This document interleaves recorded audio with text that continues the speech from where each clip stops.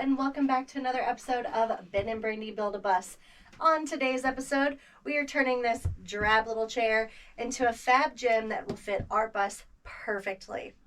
So, a bit of backstory on this chair. I was looking for something to do with our wheel well, but just wasn't quite sure. We knew we didn't want a dinette. We knew that we didn't want a huge closet because we were trying to keep that space open. But we did both want like a study area or a place to read a book. Both Ben and I really value nooks that we can like chill and rest in, like a coffee shop vibe.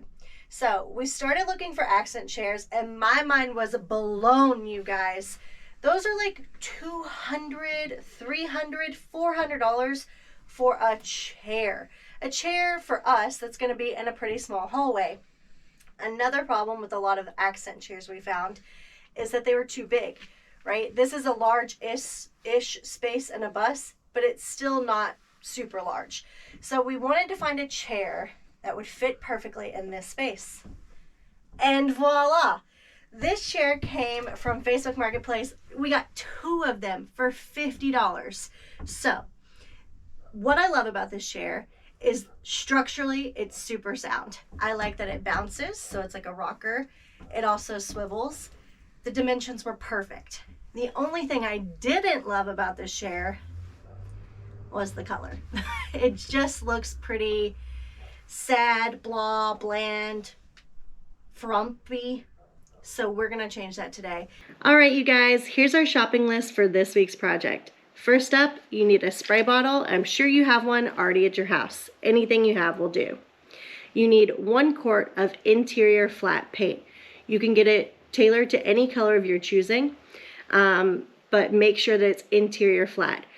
We were able to do our whole chair and a small pillow with 1 quart, but if you're doing something like a couch or multiple chairs, then you will need to do more than 1 quart.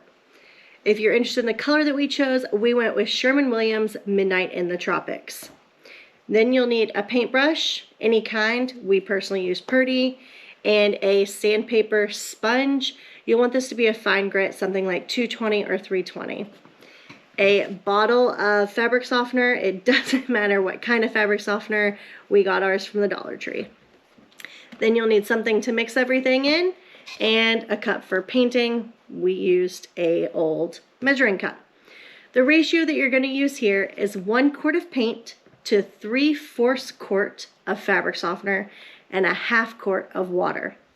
You put everything into your bottle or whatever you're mixing in and you shake, shake, shake, and then you're ready to paint.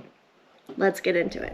So the first thing you'll want to do is take your spray bottle and wet your fabric down. You don't want it to be soaking or dripping wet, but you definitely want your fabric to be pretty damp. Once your fabric is sufficiently damp, it's time to start painting. Don't go crazy with this. It's not going to be perfect and it doesn't have to be perfect.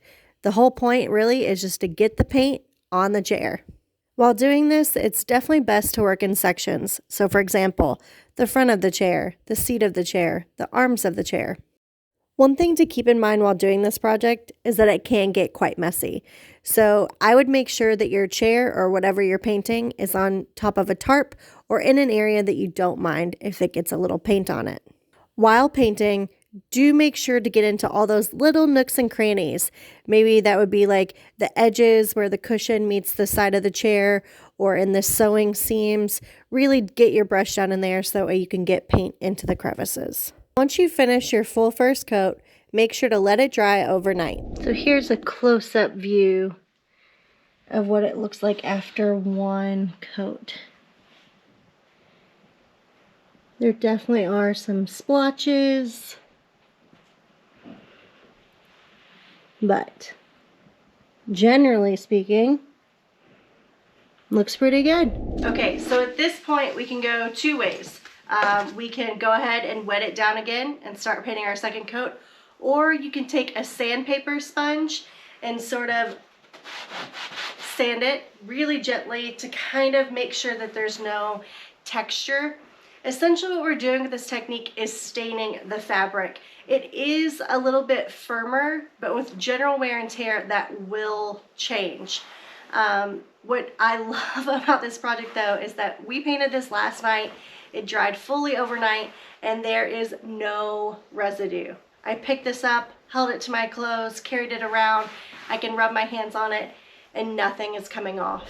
The process for the second coat is exactly the same as the first coat. Wet your fabric down, paint it, and let it dry. All right, you guys, we are finished. We took this chair from this to this in just a few short hours, and we only used a spray bottle for water, a $1 bottle of fabric softener, a paintbrush, it can be any kind, and a quart of interior flat paint of any color that you choose. This pillow, you can see it's not perfect, but this is after only one coat of paint. And then this chair is after 2 coats of paint. After the first coat, we made sure to go in with like a sponge sander and kind of sand it down, just because at some places there is more like excess paint sitting on top, and the sander just kind of buffs that down so you don't have any texture on the chair. But if you look closely, it's perfect. We don't see any sort of spotting. There's no patches. It really looks like we bought this chair this way. Overall, I would say this project was a total win. It is cheap, it is effective, and it would work in any home. If you have any questions about this project, leave them in the comment section below. If you liked this as much as we did, make sure you hit the thumbs up and don't forget to subscribe. We'll see you next Sunday.